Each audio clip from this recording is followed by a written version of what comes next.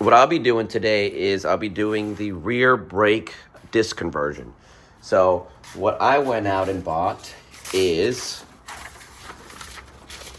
I went out and bought the SSBC Performance Brake System rear disc conversion. So as you guys are all aware, I'm sure, the Rangers come with drum brakes. And not a big fan of drum brakes. One, they're hard to work with. You have to keep readjusting them. And they're a pain in the ass, right? So we don't want to do that. We just want to be able to just switch brake pads and rotors every so often. But the kit comes with everything. I don't see any videos on YouTube in terms of how to do it or just a general review if it's worth it or not. So I went ahead and decided to make a video for you guys. I may not do a step-by-step tutorial on how to do it, but I can kind of generally give you guys a review and kind of like an update or a review in terms of how easy it is to install. But it comes with the rotors, the little holder for the actual calipers, all the seals and the shims and bolts and everything you need in order to install the actual caliper on there and bolt it onto the original components, the brake pads, and some brake lines here. And these are all just parts that I'm going to be installing. That's the transmission seal, oil change, all that stuff, because I got to do the oil pan replacement. All right, guys, first things first, put your truck on some jack stands from both angles here. I put them right underneath the U-bolt joints. Took off the tires and the brake things for the drum brakes first. Now what I'm going to do is I'm going to go back around here and take that cover off. Okay, once I take that cover off, I'm going to be able to take out these little axles from the inside. I'll try to record it as best as I can. No promises though. Recording skills while working are kind of not on the good scale. Alright guys, so I took off the diff cover. So now, from what I saw, you have to remove this bolt on your axle right here, or on your diff. This little bolt right here will allow this little pin to come out this way. The pin, you have to get it from the back and push down this way, right? So take this one off, and this should be able to be smoothly taken off this way, all right? All right, so got the bolt out. Not easy on mine because it was already stripped, or maybe I just finished stripping it, but I got it out, so that's gonna be a later problem. So what we're gonna do now is you reach back here and you pull your little pin out. Oh yeah, baby. Pull that little sucker out. Nice and easy. All right, guys, so my truck is one of the ones that you can't take this pin out. I tried multiple ways, but didn't work out. So what you have to do instead, you pull it up as far as you can up, and you're gonna go and push your axles in, and you're gonna kind of fish the little washer, which is that one, and then you kind of just push it out. I was using these, some pigs, a little flathead, and I was just kind of pushing the washer out, right? And it worked, right? It came off from both that side, so I got the axle down over here. And let's go ahead and remove this one from this side here. But that's the only way. Now, maybe you get lucky in your truck's pin comes off pretty easily, but this is what I had to do, okay? So, heads up. I'm not sure what the ratio is for the ones that do come off easy or not, but mine is the one that doesn't. So, obviously, my life sucks. All right, so up next, they want us to take these lines off the block. From what I saw in the package, we will be getting new brake lines. So we'll take these off from the back of the block, and then we'll deal with that later here and there. All right, so looks like we're gonna be taking these 4 off as a complete assembly here. Actually, we should start by taking off the emergency brake, okay? So let's take off this emergency brake. Looks like you'll just pull this spring back here and then kind of wiggle it out. That's what I'm gonna do, okay? So ended up taking this whole little right side horseshoe or brake shoe off. So now we'll go ahead and start taking these 4 bolts off. All right, so we got everything off, kind of destroyed that. These things are rusty, boys. So totally optional to you. I should have gotten the seals. I would highly recommend to change this. It's just, God, I'm gonna go change them. It's gonna bug me. Yeah, I'm gonna go run to the store and get some of these. It's gonna be a drive, but we'll see what happens. All right, y'all, very first thing you wanna know is the bracket for the caliper is going to be on the back. Do not install it in the front. All right, I made that mistake, but this is the whole point of the video, so we can all learn together here. But back is where the brake caliper should sit. So your left side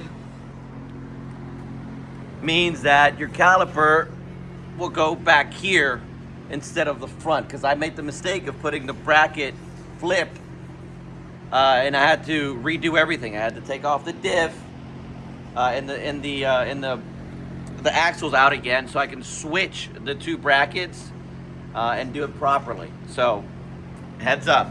All right, so I haven't found a ride to get the seals and bearings, by the way. So we're gonna work until somebody comes and picks me up. But these brackets, apparently, according to the instructions that I printed out for them, they're supposed to be labeled left and right. Nowhere on the bracket is there a L or a R anywhere on there. So I tried to line them up as best as I could, and only one of them lines up to the right side. And just looking at the pictures, looks like I'm doing it right. Right, so you got the little lip over here facing this way, and all the 4 bolts line up, and this is the way it goes, okay? You sit it down flush, and this should be facing up, and these 4 little circle holes should be facing this way because the back of it looks like that, okay? So just looking at the pictures, it looks like those nuts are gonna be bolted onto here, and that's also what it says on the instructions, okay? So I'll keep updating you guys. Alrighty, so this is how it goes. There's no torque specification on this particular part on the instructions, so I just went ahead and did tight as tight, baby, which is pretty good. So so far so good. I'm gonna go on the other side, do the exact same thing, and I'll be right back. All right, y'all. So I went to AutoZone, finally found a ride. I rented out this bearing puller tool with this big old pound striking thing. So I'm gonna use that to take out that bearing. Now the seal was kind of a pain in the butt to take off too, but it's doable. Just get a pry bar and pop it off. Nothing too crazy on that one. The other one I may try to just do this, but we'll see what happens. So that was very easy to take out. Very, very easy to take out. So nothing happened there. Super easy. And apparently there's a way these bearings go in. So it's the side with the letters goes in, and then I've had rented this one before already, so I already had it. Apparently what I'm gonna do is I'm gonna put the new one in there, and then when I put the new one in there, I'm just gonna bang this one so it can seal in all the way with that bearing seal thing here, pusher installer. So let's get that done. So seal or new bearing is in there. So like you kind of get the idea here, right? So you start off with putting this little bearing tool here. Kind of bang it in there until it gets about flush, like so.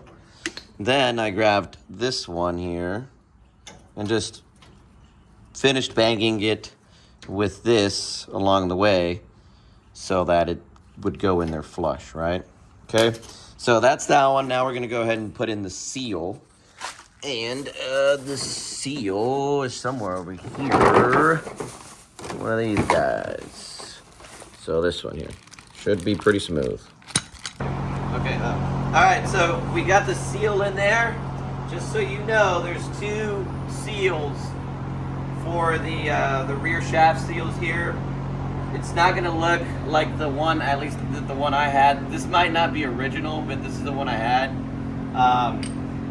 For my truck in particular, it's part number at AutoZone 30196.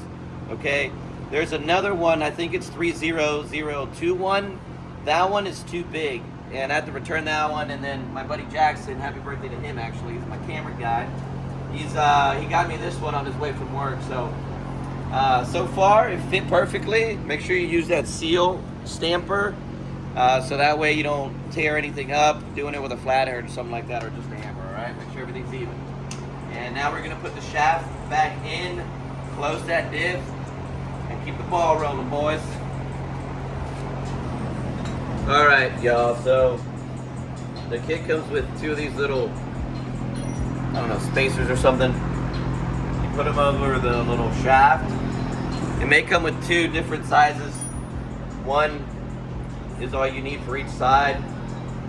That will fit your truck, and then it comes with these little other disc things. One side feels a little bit not sharp, the other one's pretty sharp. The sharp side would go facing backwards.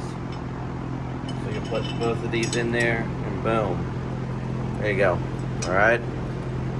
Put that in there, and then I believe the rotors go next. All right, so rotor time. The rotors have these little dimples and stuff. The way the wave is going, it's got to be faced this way, right? So this one's for the right side, the other one will be opposite. Just make sure you don't confuse that. All right, we're gonna slap that in there, find the correct pattern. There it is. All right, and that's what those spacers are there for, so that way you don't have any wiggle room there. All right, so now we're gonna maybe use a lug nut to hold these off so they don't move around too much. You should be good with just a little hand tight, just to hold it off. One's fine. And same thing on the other side, all right? Okay, so this is the step I'm taking, boys. So I mount this little bracket here first. All right. Yeah, make sure there's no scratching, none of that. Looks good. Over here, you got to torque these down to 50 foot-pounds. I put some Loctite on them.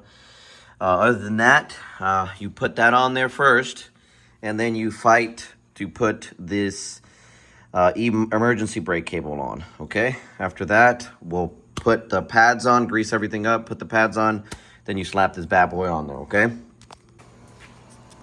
All right, y'all, so I've gotten this far so far. What's going on here is this parking brake is a little tricky. All right, so the bracket that comes with the actual kit, which is this one, very difficult to find where it properly sits and goes. So in the manual or in the instructions, it says somewhere down here. The holes don't line up at all. I mean, I guess you could try to angle that off or angle grind it, but not doing all that. This hole here doesn't line up. Nothing seems to make sense for this bracket. So I said, screw it.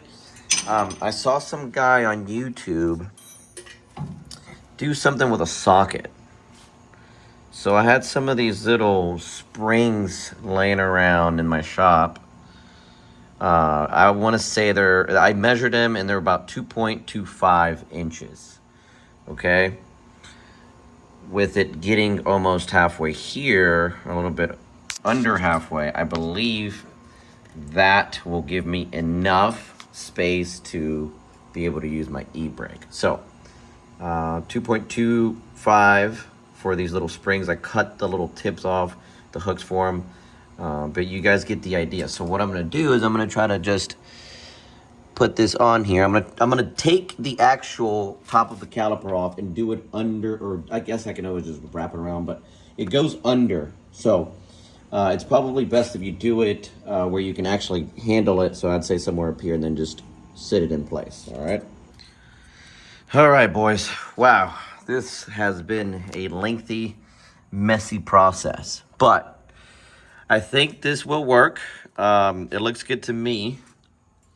So what I did is I had to fight to get that cable on here. Okay, so it's gonna be a fight, but I used some pliers to grip it from the back and pull, and some needle nose. Sorry, cut off. And I used some needle nose to push the spring back and kind of hold it, and then leverage it, and boom, it snaps right in. All right, and then I routed the e-brake underneath from the bottom all the way back up under the axle here, all the way back up to the spring where it holds, okay? So far this one looks to be good. I just need to hook up the bolts for the actual brake lines, but I'm gonna go ahead and do the other side. Same thing, okay? I've got this. I really like this idea a lot better than the bracket, to be honest. It looks like it may work, but I will let you guys know if it works. If not, we will do something else. All right, boys. We've got everything finally installed, all right? This is how it should look at the very end. You've got your wires going to that little hole there, the little box. The way I routed them is just like so.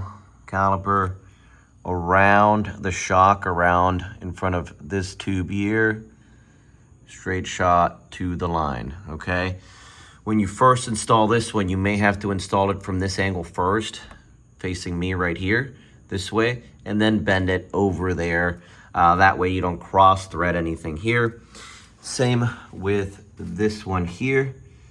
This one you will go ahead and thread kind of facing this way, and then you will proceed to threading it over there, okay? I completely forgot to thread these in, so gonna do that in because that gave me a quick little reminder right there. I didn't thread that in. All right, so make sure you've got everything threaded in. After that, I'm going to, it's already late, so video is taking forever, but gonna thread those in or tie them up and bleed them, and then we'll take a look.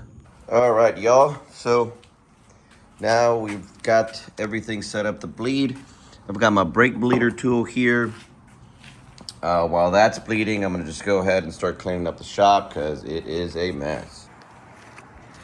All right, guys, so this is how the conversion looks once it's all said and done and fully installed, fully bled. Very sturdy. I have not had any issues with the brake system wobbling or making weird noises. One thing I will say about the bleeding process is that make sure you guys do the water bottle trick, or just go ahead and do a manual pump and have someone in the back release the nipple, the air pressure nipple, because if you are trying to do the method with the air compressor hose or the vacuum, it doesn't work too well with this conversion kit. And I was reading online, asked ChatGPT, and it also said that the best way to do it is either manually or try that bottle method trick where you fill up a bottle, water bottle with brake fluid a little bit. You stick it in the nipple with a hose, one end of a hose, stick the other hose to the water bottle with a little bit of brake fluid in there.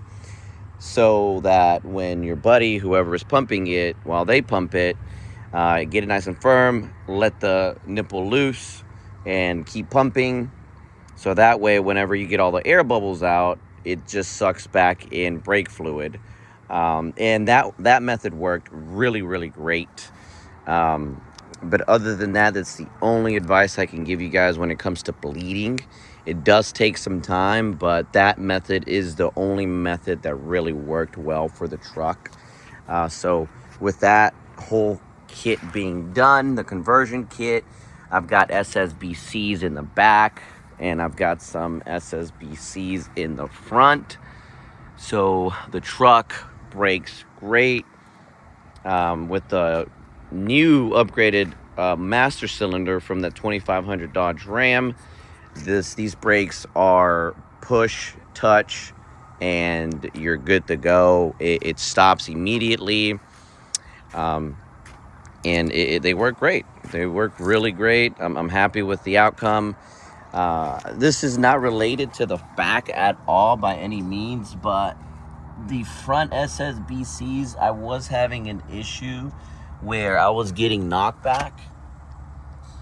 In order to fix that, I had to grind off my control arm lip there, because when you were twisting at full lock on the steering wheel, it would hit that lip and it would push the caliper pin, the piston inside, back in, so the brakes would get spongy. Obviously, you would get your brakes back as soon as you press them a couple times, but that's got nothing to do with the rear conversion. That's just in case someone happens to watch this video and is running into that knockback issue when they're doing their thing there, okay?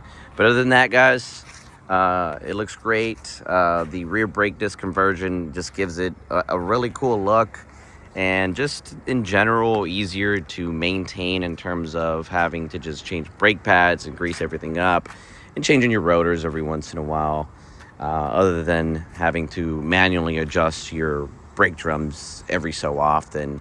And just brake drums, I hate them, don't like them. So I just really like the simpleness of having rotors and calipers instead of those brake drums. Those things suck. But all right, guys, thanks for watching the video.